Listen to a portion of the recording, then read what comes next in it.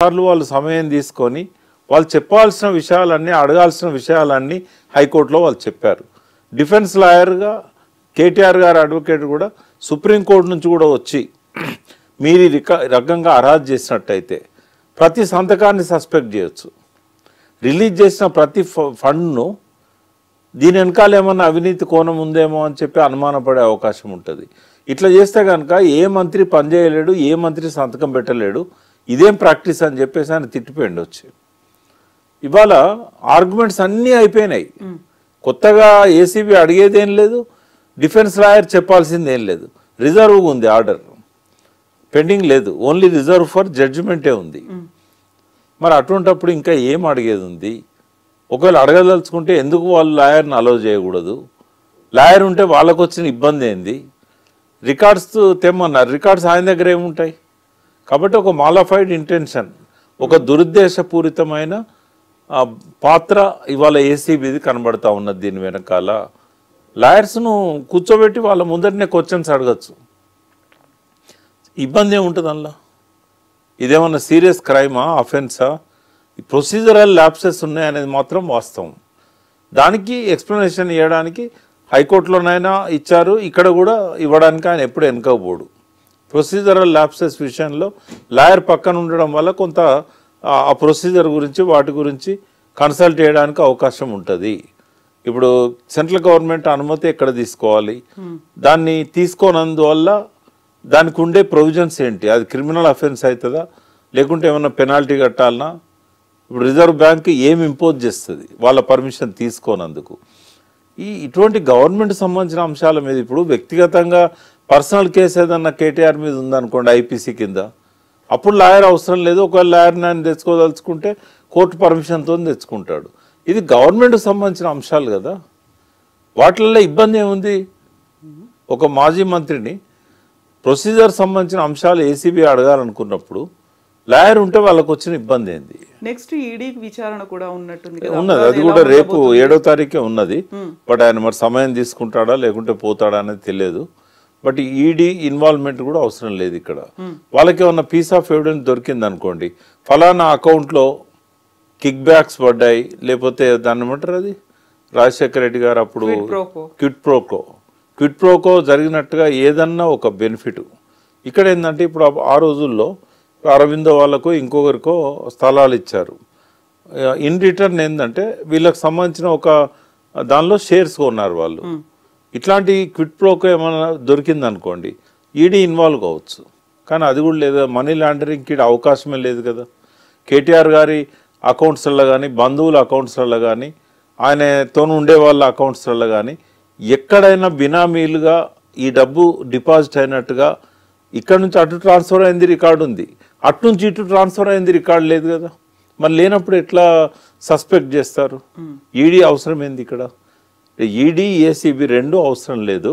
Procedural lapses ఉన్నాయి కాబట్టి secretariat లెవెల్లోనే chief సెక్రటరీతో committee ఎవరు దాన్ని వేయించి దాన్ని ఏం చేయాలి, ఎట్లా రెక్టిఫై చేసుకోవాలి. ఒక ప్రభుత్వం చేసిన తప్పును ఇంకో ప్రభుత్వం వచ్చిన తర్వాతనైనా రెక్టిఫై చేసుకోవాలి.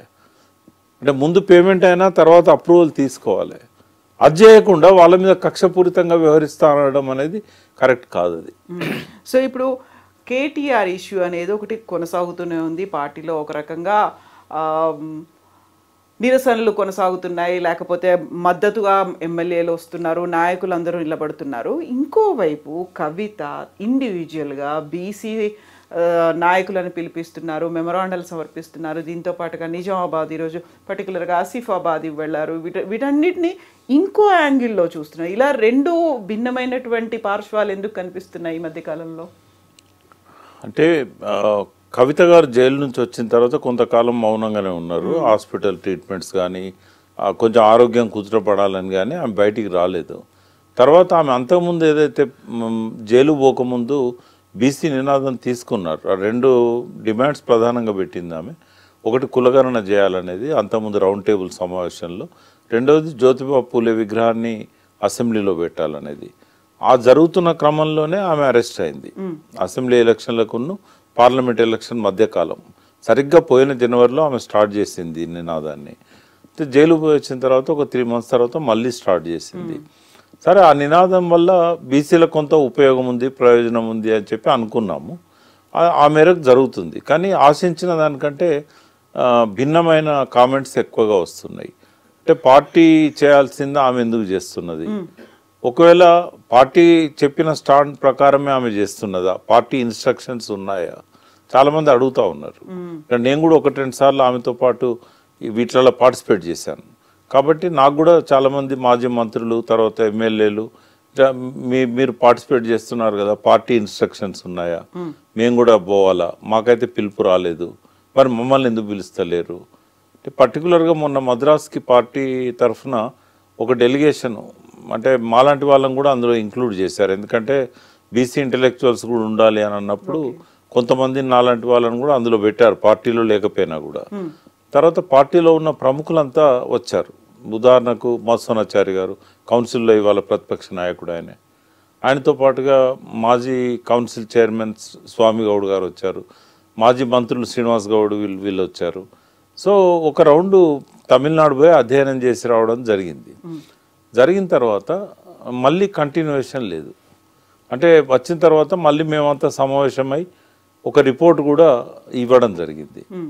ఇచ్చిన తర్వాత మళ్ళీ దాని గురించి ఈ రోజు వరకు పిలుపు కానీ మరి ఫర్దర్గా ఎట్లా చేద్దామనే దాని మీద కానీ ఏది లేదు. ఎందుకు అని అంటే అక్కడ ఒక పెద్ద బీసీ ఉద్యమం వచ్చింది. బీసీ ఉద్యమం అనే దానికంటే బ్రాహ్మణ వ్యతిరేక ఉద్యమం వచ్చింది అక్కడ పెరియార్ రామస్వామి నాయకర్ ఆధ్వర్యంలో. అంటే మేము తీసుకున్న స్టడీ కూడా ఏంటంటే సామాజికంగా అట్లాంటి ఉద్యమాలు లేకుండా ఆ చైతన్యం పెరగదు, రాజకీయ శక్తిగా మలచలేము. అయితే మరి పార్టీ ఏమన్నా ఇప్పుడు ఈ బీసీ వాదాన్ని ఎత్తుకున్నట్టయితే వీళ్ళల్లో పోలరైజేషన్ వచ్చి ఒక రాజకీయ శక్తిగా ఏర్పడతారేమో ఆ పెరియార్ రామస్వామి నాయకర్ యొక్క ఇన్స్పిరేషన్తో. అక్కడ ఏ రిజర్వేషన్ అడగకుండానే సింగిల్ డిజిట్లో ఎమ్మెల్యేలు అప్పర్ క్యాస్ట్ నుంచి ఎన్నికయ్యారు. మొత్తం ఎమ్మెల్యేలు బీసీలు, ఎస్సీలు, ఎస్టీలే తమిళనాడులో. ఆడేం రిజర్వేషన్ డిమాండే లేదు. ఎందుకు అంటే ఆ స్థాయిలో ఇప్పుడు అప్పర్ కాస్ట్ వాళ్ళే మాకు ఎన్ని సీట్లు ఇస్తారని వీళ్ళని అడుక్కోవాల్సిన పరిస్థితి వచ్చింది. ఇంకా కరుణానిధి కానీ స్టాలిన్ కానీ వీళ్ళంతా కూడా ఏంటంటే బీసీ డామినేటింగ్ పార్టీ కదా డిఎంకే.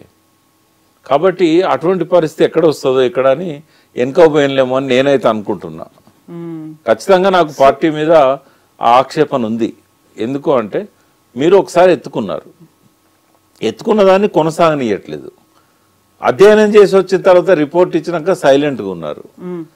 మరి బీసీలు ఎటుపోవాలి? మరి పోనీ కవిత గారు తీసుకునే నిర్ణయాన్ని పార్టీ సపోర్ట్ చేసినట్టయితే పార్టీ నాయకులను ఎందుకని ఇన్వాల్వ్ చేయట్లేదు? పార్టీలకు అతీతంగా ఆమె బీసీ ఉద్యమాన్ని నిర్మించాలనుకున్నా కూడా ప్రతి బీసీ ఏ పార్టీలో ఉన్నా కూడా అటెండ్ కావడంలో నష్టమేం లేదు. బట్ ఆమె దగ్గర నుంచి వాళ్ళకి పిలుపు పోవడం లేదు. సో ఇవన్నీ అనుమానాల వల్ల సో తను కవిత ఇండివిజువల్ గానే చేస్తున్నారా, పార్టీ సపోర్ట్ ఉందా, కనీసం అనుమతైనా తీసుకున్నారా లేదా, ఇక్కడ ఉన్నటువంటి బీసీ లీడర్లందరూ ఏం చేయాలి?